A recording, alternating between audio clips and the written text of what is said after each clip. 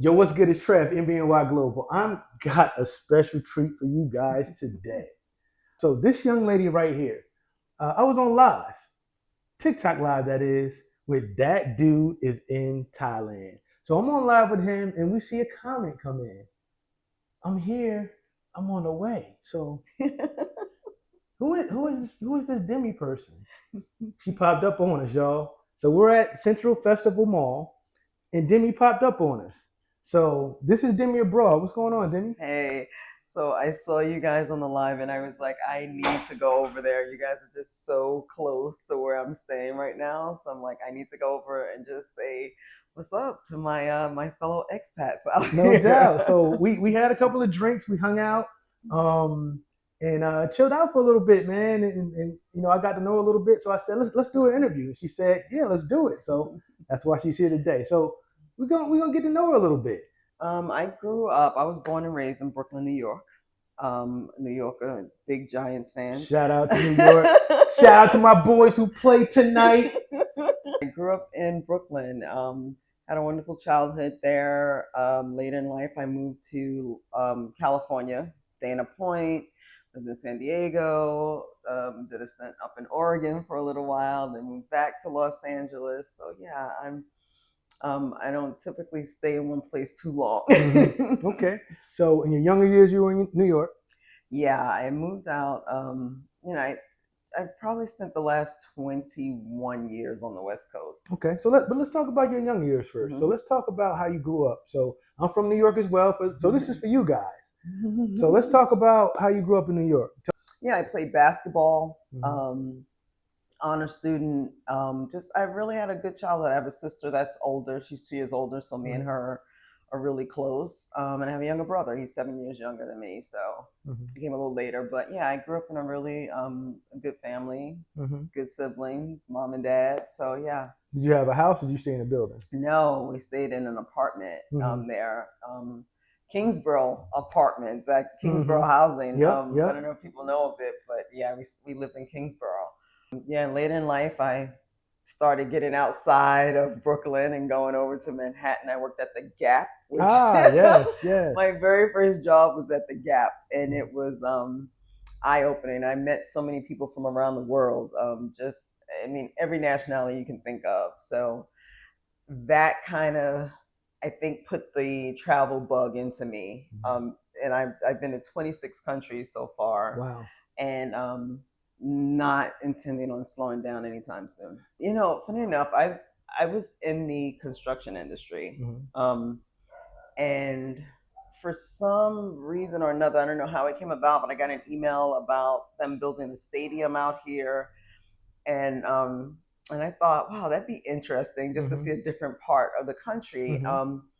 And I was just about to fly out, and it was like 2 days before, and then they called me and said, "Oh, we chose to hire within."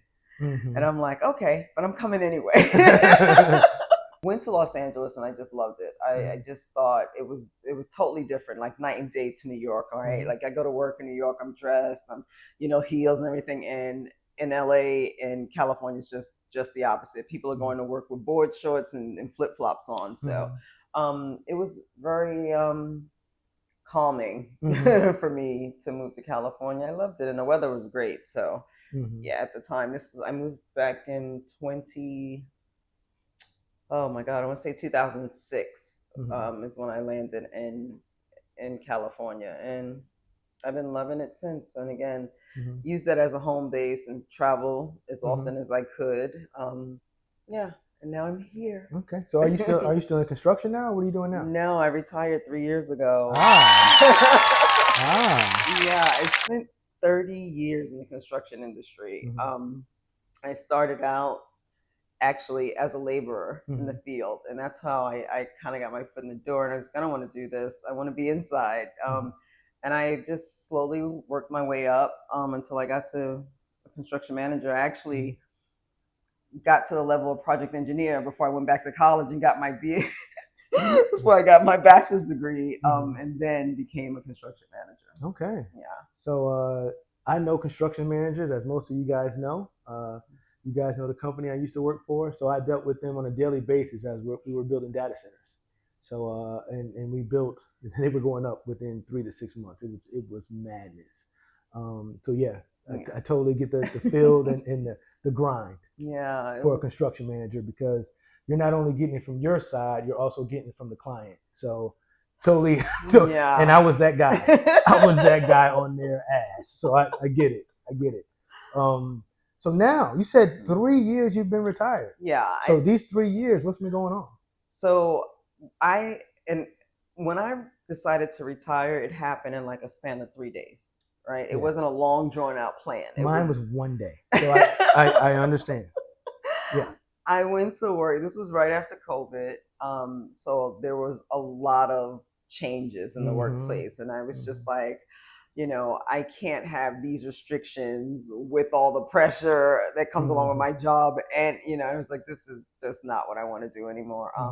It wasn't fun anymore. So that Friday, I said, okay, I think we're going to retire. Woke up Saturday and my hand was like this. I'm really going to do this. Yeah, like, are we really going to do this, Demi? I went in the next day, wrote my resignation letter at my desk at work.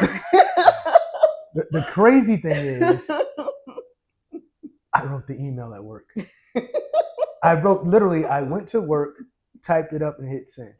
Literally. So yeah. Wow. Yeah. I was like, I just need to go. So after that, I didn't really know what I wanted to do, right? I was like, do you just want to travel? Do you want to start, at the time too, I had an Amazon business, Amazon FBA business. So I was like, I can kind of do that. And I kind of let that dissolve, because I'm like, I just need to be Demi for a while. And I didn't know who Demi was, but I wanted to find out. So I wrote a cookbook. It's called Soulful Keto. Soulful Keto, y'all. Yeah. And this is not a cookbook. If you're just doing straight keto, this is when you want to cheat on keto and not go off the rails. Okay, so you can have, fried chicken, you can have collard greens, you can have red velvet cake. It's all in there, and it's really so good. It's a mix between healthy, but you're still getting that flavor, that goodness. So it's an in between. I love it. Yeah, I love it. So that's what I eat. It's crazy because I do vegetables and meat. But I do however much meat I want, whatever kind of collard. If I happen to put some swine in there, then good to go. So I get it. I love it. I might have to check that book out. Yeah, it's right. Soulful Keto, y'all. Soulful Keto. Yeah. I didn't know what I wanted to do after that, so I just started traveling. I went to Australia. I stayed there for 3 months. I went to Bali. I stayed there for about just a month, and then I went to Malaysia and stayed there for 2 months. In Kuala Lumpur. Let's start with those 3. Out of those 3, tell me your favorite just out of those 3 and why. Australia was my favorite. Really? Yeah, because it was Brisbane. So I've been to Melbourne, Sydney, other places in Australia, but nothing like Brisbane. It was amazing. It was people were nice. The atmosphere was good. The area I was staying in Brisbane was really close to Bank. I think it's called South Bank. That's what it's called, South Bank.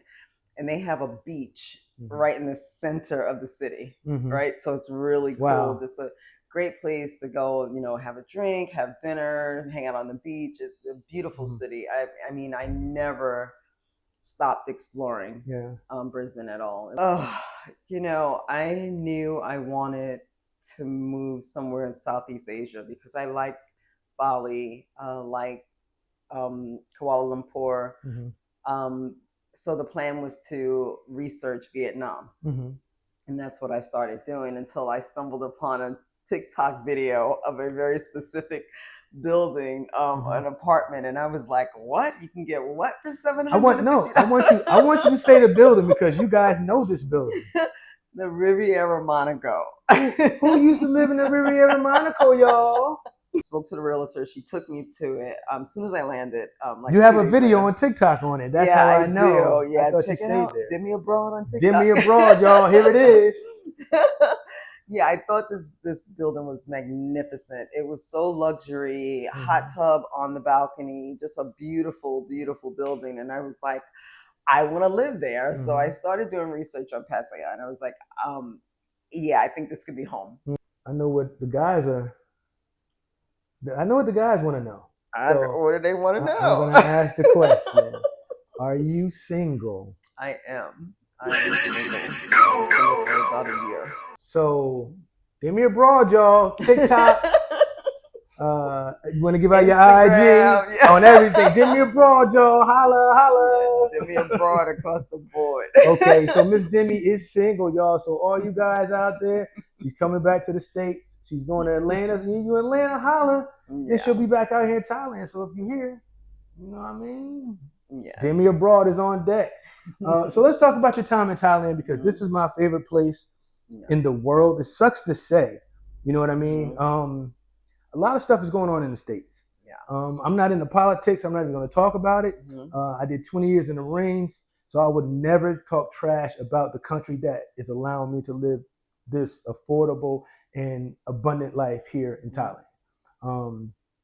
But it just wasn't for me right now. That being said, I know the reasons why I chose Thailand. Tell me the reasons why you chose Thailand. You know, again, I knew I was going to leave the States. Something happens when you leave the United States, right? When you move to a different country, especially Southeast Asian countries, there's a different type of calm and peace here. The anxiety feels like it just melts away, right? Like I didn't want to wake up in the morning anymore and have all this anxiety when I turn on the news, because that's the first thing I like to do in the morning, find out what's going on in the world. And it was chaos after chaos after chaos. And I'm just like, you know what? For my own mental health and my own peace of mind, I needed to get out of the United States, right? And then the cost of living is extremely high, and the quality of life is so much better in other places. And I don't think people get that. Please talk about that. Yeah. So doing my research, I started out with visas, learning about visas, what type of visa I needed to move here. Started looking at apartments, condos or whatever. And when I saw you can get an apartment here anywhere from $300 to, upwards of $1,000 if you really want to ball out, it's like, you can do what? Like, right? So as opposed to paying, $3,000 a month for a townhouse and your mortgage, or $600 a month for a condo with an ocean view. So things are incredibly affordable here. Food is affordable here. The only time you're going to run into really expensive food if it's something that's imported, like wine and cheeses and those things, then it's beef. Beef, exactly. Then those things are more expensive. But you can literally live here comfortably on like $1,200 a month. It depending on your lifestyle. Yeah. So let's clarify that. So listen, I always say to live comfortable.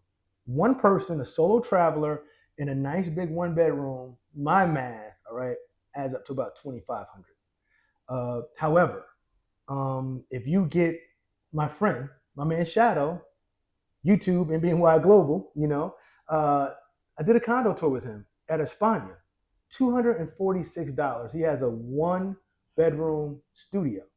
So it depends on your lifestyle. He works, he works here, and he also has a pension. So that being said, he's living a life of abundance because it's the lifestyle he chooses to live because he's here by himself. Just like Demi said, you can live here on $1,200 real easy if your lifestyle is, working out, sitting on the beach, and going out and eat every now and again at a Thai spot. Right. The minute you start getting into the Western or the European foods, it gets expensive. Yeah.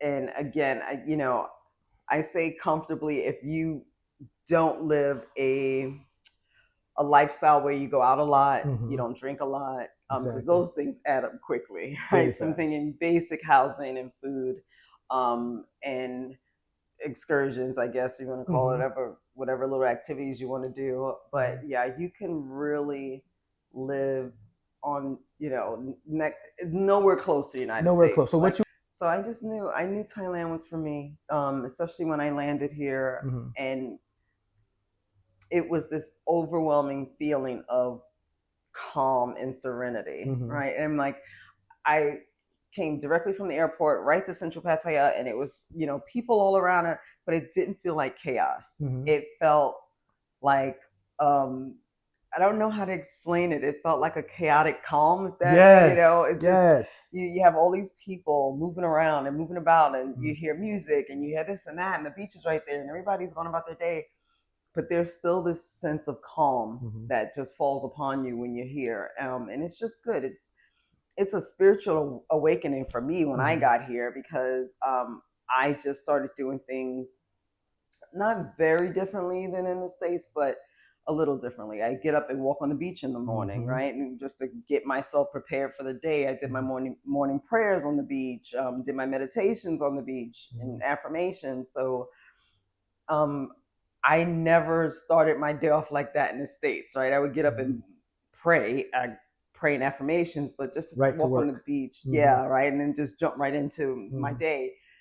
It's a different, you're not rushed to do anything here. Not at all. The majority of people out here are very like-minded. Yeah. You heard her say affirmations. You heard her say start your day off on the beach. I start my day off. First thing I do is I go out on my balcony and I look at that wondrous view that God has made. So I noticed that most people out here are either at peace, trying to find peace, or somewhere in between. Yeah. So it's amazing that, I find somebody like you, somebody who's literally willing to see somebody on live. Those look like some cool dudes, and run downstairs to come hang out. I've known her, 2 days? Yeah. 2 days. And when I say I've known her for 2 days, literally the 2 hours we spent together just on that live, that's how much I've known her. She decided to come out and do an interview. So tell me about your experience specifically. We want to start first with our own. Yeah, seeing you guys on live and the energy, right? Your energy was just, I was like, I gotta know these people. Like, I have to know who these guys are, right? I need, to broaden my expat community fellowship here, right? So I was like, where are you guys? And I'm like, that looks like Central Central Festival. And I'm like, oh, it is, right? So it's like, where are you guys? Are you guys and was that dude in Thailand? That dude is in Thailand. Yeah, he's like, oh wait, we're at Central Festival. I'm like, I'm right down the street. I'll be there in like 20 minutes. I'll see you guys in 20 minutes. And then when I got to meet you guys, it was so cool, right? Like, you guys, like I said, you had all this energy. You were welcoming to me. We were just vibing. It was like, yeah, we're like-minded people, right? We're here for a reason. We're here. It's like a personal growth all the time, right? You want to better yourself every single day. Every day, yes. And when you're here, you don't have all those distractions over there. You can literally work on yourself here, right? You have that peace of mind where you can just do, I'm going to do this today. I'm going to, you put your plan out, and you don't get all those other distractions that come with living in the United States. I love it. I love it. I knew your vibe when I met you, that ambition, that energy, that go after what you want energy. And that's where I'm at in my life too, because I'm like, this is the second chapter of my life, right? I am trying to live my best life. So I'm trying to do some things and really do some things in my life. But that was the energy I was getting from you, and that's what like draw me down to meet you guys. So. Lastly, what I want to do is ask you, when you get back, what's going on? What's your plans for the future for Demi Abroad? I just started an organization called Her Birthright, which is very near and dear to my heart, because in the United States alone, the Black mortality rate during birth and very shortly after is 3 to 4 times higher than any other demographic. So I really put this foundation together, this organization together, so I can help save lives. Right? There are so many things that are just really simple devices that can help women, like blood pressure monitors, in between the doctor's visits, fetal monitors. So these are all the things that I'm putting together in a kit to give expecting mothers. Wow. Yeah, prenatal vitamins, advocacy too. I'm trying to I'm starting to work with a few organizations where women can advocate for themselves, because they don't do that. A lot of women don't advocate for themselves, or they don't know how. And they get pushback from doctors, and there are issues in the healthcare system that nobody really talks about, right? And for some reason, Black women are seen as being stronger, so their pain tolerance is higher. So they think if they want meds, it's because they're, it's just all kinds of systemic kind of racism. Systemic racism. Yeah. Call a spade a spade, right? Right, yeah. In the healthcare industry. So I'm going to be working with doulas and women, advocates that can actually go to appointments with these mothers. So on my TikTok, I mainly talk about solo travel and traveling, but now specifically Thailand. There are so many things that people don't know and don't realize before they come to Thailand. And some of those things I had to learn the hard way. So that's why I put together an entire A to Z guide. I mean, it even has a section for building up your confidence to get to the place where you want to be to move abroad. Because face it, a lot of people they refuse to leave the United States. They just won't do it. They're like, no, I'm too scared. I won't have family. I talk about expat communities. I talk about where to find housing. I find how to find your zen when you get here, how to not be lonely when you're here, taxes, visas, and everything from A to Z. Where can they find it? You can go to DemiAbroad.com. So you have your own website as well? I do. Okay. So you guys are looking to be an expat. It sounds like a one-stop shop. Yeah, it really is. I mean, I hear horror stories from some people. They didn't expect certain things when they first came here. They didn't know about visas. They didn't know about the expenses or utilities or, culture or different cultural laws that you cannot do when you get here. Like, you can't speak ill of the king in the royal family here. So on my TikTok, you can find videos, everything about Thailand. I talk about taxes and different visas and do condo tours and take you guys on lives, just walking by the beach or walking around the neighborhood. But check it out. Check out my TikTok page. You will get a lot of helpful information from it. Again, everything from visas to accommodations. So guys, this is Demi. So happy I met you, Demi. You probably thought this was a prop. However,